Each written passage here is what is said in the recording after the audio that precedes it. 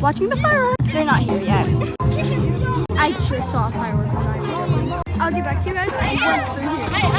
I swear to God, every time I stop recording it, it legit will grow. Cause I'm happy. Oh my gosh!